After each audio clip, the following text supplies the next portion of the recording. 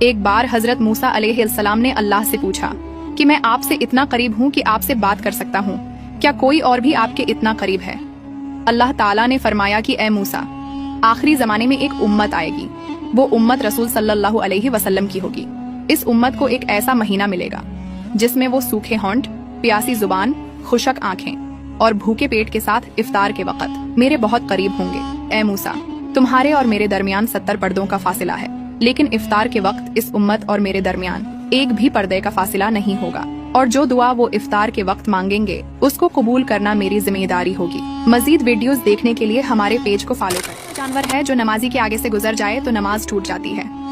نبی کریم صلی اللہ علیہ وسلم نے اپنے صحابہ کرام سے ارشاد فرمایا، اگر کالا کتا نمازی کے سامنے سے گزر جائے تو اس کی نماز ٹوٹ جائے گی۔ صحابہ کرام نے عرض کیا، یا رسول اللہ، اگر سرخ اور سفید کتے کے گزرنے سے نماز نہیں ٹوٹتی تو پھر کالے کتے نے کون سا جرم کیا ہے؟ تو آپ صلی اللہ علیہ وسلم نے ارشاد فرمایا، کالا کتا شیطان ہوتا ہے، یعنی جنات میں سے شیاطین کالے کتے کی شکل میں آ کر نمازی کے سامنے سے جان بوجھ کر گزرتے ہیں تاکہ اس کی نماز خراب ہو جائے۔ قیامت کے روز پل صراط پر سے لوگ کیسے گزریں گے؟ ناظرین، پل صراط جہنم کے اوپر ایک پل ہے، جو شخص اس پل کو پار کر لے گا وہ سیدھا جنت میں داخل ہوگا، لیکن اس پل پر سے لوگ اپنے اعمال کے مطابق گزریں گے۔ چنانچہ کچھ لوگ پل کو براق کی رفتار سے پار کر جائیں گے، کچھ بجلی کی طرح تیز، کچھ ہوا کی مانند، اور کچھ تیز دوڑتے گھوڑے کی طرح، اور کچھ لوگ چل کر پل صراط کو پار کریں گے، اور کچھ ایسے بھی ہوں گے جو سانپ کی طرح رینگتے ہوئے اس پل کو پار کریں گے، جبکہ بعض لوگوں کو جہنم کی آگ پکڑ لے گی اور وہ اس پل کے درمیان میں سے کٹ کر جہنم میں گر جائیں گے۔ 70,000 لوگ ہیں جو بغیر حساب و کتاب کے جنت میں داخل ہوں گے۔ رسول صلی اللہ علیہ وسلم نے فرمایا کہ وہ لوگ جو جھاڑ پھونک نہیں کرواتے، بدشگونی نہیں لیتے اور صرف اپنے رب پر بھروسہ رکھتے ہیں، وہ بغیر حساب و کتاب اور بغیر عذاب کے جنت میں داخل ہوں گے۔ ناظرین، یہ خوش نصیب لوگوں کی تعداد 70,000 ہوگی جنہیں جنت میں داخلے کے لیے کوئی حساب نہیں دینا پڑے گا۔ مزید ویڈیوز دیکھنے کے لیے ہمارے عیسیٰ علیہ السلام کا مردہ زندہ کرنے والا واقعہ۔ ناظرین، حضرت عیسیٰ علیہ السلام کا سب سے مشہور معجزہ مردوں کو زندہ کرنا تھا۔ ایک دفعہ حضرت عیسیٰ علیہ السلام ایک شہر سے گزر رہے تھے۔ راستے میں انہیں ایک جلوس ملا جو ایک نوجوان لڑکے کی لاش لے جا رہا تھا۔ اس لڑکے کی ماں غم میں تھی اور اپنے بیٹے کی موت پر بے چین تھی۔ حضرت عیسیٰ علیہ السلام اس لاش کے پاس گئے اور اس کے لیے دعا کی تو لڑکے کی آنکھیں کھل گئیں اور وہ اٹھ کر بیٹھ گیا۔ یہ منظر دیکھ کر وہاں موجود تمام لوگ حیران رہ گئے۔ ماں اپنے بیٹے کو گلے لگا کر رونے لگی اور اس خبر سے پورا شہر خوشی میں ڈوب گیا۔ اعمال ہیں جن کا اجر مرنے کے بعد بھی ملتا رہے گا۔ نمبر 1، کسی کو علم سکھانا۔ نمبر 2، نیک اولاد چھوڑنا جو اس کے لیے دعا کرتی رہے۔ نمبر 3، مسجد بنوانا۔ نمبر 4، درخت لگوانا۔ نمبر 5، پانی کا کنواں بنوانا۔ نمبر 6، کسی کو قرآن سکھانا یا قرآن مجید۔ ایک چڑیا حضرت سلیمان علیہ السلام کے پاس آئی اور عرض کیا کہ ایک شخص نے میرے انڈے اٹھا لیے ہیں۔ حضرت سلیمان علیہ السلام نے فوراً حکم دیا کہ اس شخص کو دربار میں حاضر کیا جائے۔ جب وہ پیش ہوا تو حضرت سلیمان علیہ السلام نے پوچھا کہ تم نے انڈے کیوں اٹھائے؟ اس شخص نے جواب دیا کہ مجھے معلوم نہیں تھا کہ یہ کسی چڑیا کے انڈے ہیں۔ پھر حضرت سلیمان علیہ السلام نے اس کی بات سن کر حکم دیا کہ فوراً چڑیا کو اس کے انڈے واپس کرو اور آئندہ کسی بھی مخلوق کا نقصان نہ کرنا۔ کون سا شخص تھا جس کے سارے گناہ معاف ہو گئے؟ ناظرین، بنی اسرائیل میں ایک نوجوان اپنی بدماشی اور عیاشی کی وجہ سے بدنام ہو چکا تھا، یہاں تک کہ لوگوں نے اسے شہر سے نکال دیا۔ جب اس کی موت کا وقت قریب آیا تو وہ ایک جنگل میں تھا۔ اس نے چاروں طرف دیکھا لیکن مدد کے لیے کوئی نظر نہ آیا۔ پھر اس نے آسمان کی طرف دیکھا اور اللہ سے اپنے گناہوں کی معافی مانگنے لگا۔ اسی حال میں اس کی موت ہو گئی۔ اللہ تعالیٰ نے حضرت موسیٰ علیہ السلام کو حکم دیا کہ میرا ایک نیک بندہ فلاں مقام پر وفات پا چکا ہے، تم اعلان کر دو کہ جو بھی اس کے جنازے میں شریک ہوگا میں اسے بخش دوں گا۔ جب لوگ وہاں پہنچے تو حیران ہو گئے اور کہنے لگے، یہ تو وہی شخص ہے جسے ہم نے شہر سے نکالا تھا۔ پھر اللہ تعالیٰ نے فرمایا کہ جب اس نے میری طرف رجوع کیا تو میں نے اسے معاف کرانے کی فضیلت۔ رسول صلی اللہ علیہ وسلم نے فرمایا کہ جو شخص کسی روزے دار کو افطار کرائے گا تو اللہ تعالیٰ اسے جہنم سے نجات عطا فرمائے گا، اس کے پچھلے گناہ معاف کر دے گا اور اسے روزے دار کے برابر ثواب دے گا۔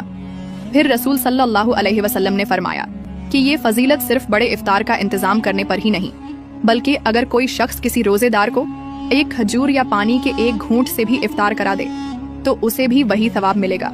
پھر رسول صلی اللہ علیہ وسلم نے فرمایا کہ اگر کسی نے روزے دار کو پیٹ بھر کر افطاری کروائی تو اللہ تعالیٰ اسے حوض کوثر کا پانی پلائے گا، جس کے بعد اس شخص کو کبھی نمازیں کب فرض ہوئی؟ ناظرین، ایک رات رسول صلی اللہ علیہ وسلم کو آسمانوں کا سفر کرایا گیا۔ سب سے پہلے رسول صلی اللہ علیہ وسلم کو بیت المقدس لے جایا گیا، جہاں آپ نے نماز ادا کی۔ پھر رسول صلی اللہ علیہ وسلم آسمانوں کی بلند ترین سطح تک گئے، جہاں آپ نے جنت کی نعمتوں اور دوزخ کے عذابوں کا مشاہدہ کیا۔ اسی سفر میں مسلمانوں پر نماز اور کبوتر کے ذریعے رسول صلی اللہ علیہ وسلم کی جان کیسے بچائی۔ جب حضرت محمد صلی اللہ علیہ وسلم اور حضرت ابو بکر رضی اللہ تعالیٰ عنہ مکہ سے مدینہ ہجرت کر رہے تھے تو کفار مکہ انہیں پکڑنے کے لیے ان کے پیچھے لگے ہوئے تھے۔ اس موقع پر آپ صلی اللہ علیہ وسلم نے ایک غار میں قیام فرمایا۔ اللہ کے حکم سے اس غار کے باہر ایک بیل اگ گئی، ایک مکڑی نے اس کے منہ پر جالا بنا دیا اور ایک کبوتر نے تنکوں سے اپنا گھونسلہ بنا کر اس میں انڈے دے دیے، جس کی وجہ سے غار کا منہ بند ہو گیا اور کفار مکہ دھوکہ کھا گئے۔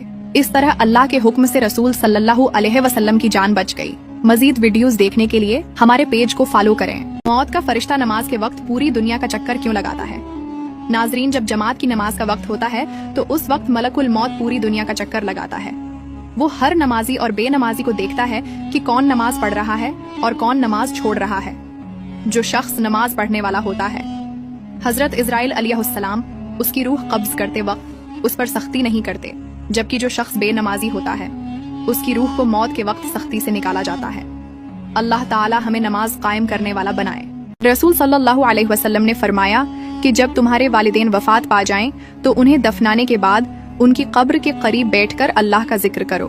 ذکر کا دورانیہ اتنا ہونا چاہیے کہ جتنا وقت ایک اونٹ کو ذبح کرنے اور اس کا گوشت تقسیم کرنے میں لگتا ہے۔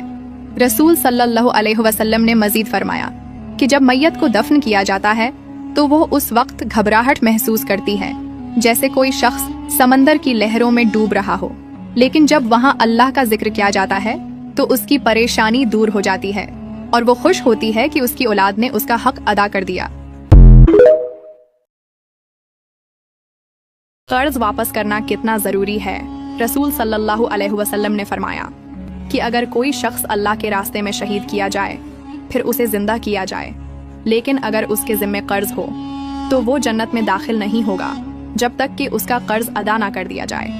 ایک اور جگہ رسول صلی اللہ علیہ وسلم نے فرمایا کہ قرض جنت کے داخلے میں رکاوٹ بن سکتا ہے، اس لیے قرض لینے میں احتیاط کرو اور اسے جلد از جلد ادا کرو۔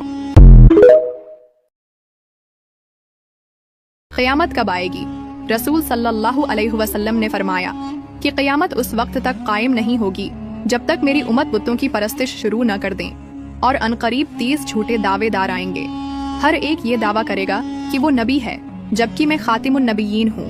ایک اور جگہ رسول صلی اللہ علیہ وسلم نے فرمایا کہ قیامت اس وقت تک قائم نہیں ہوگی جب تک علم کا خاتمہ نہ ہو جائے۔ سب سے افضل انسان کون ہے؟ رسول صلی اللہ علیہ وسلم نے فرمایا کہ سب سے افضل انسان وہ ہے جو دل کا صاف اور زبان کا سچا ہو۔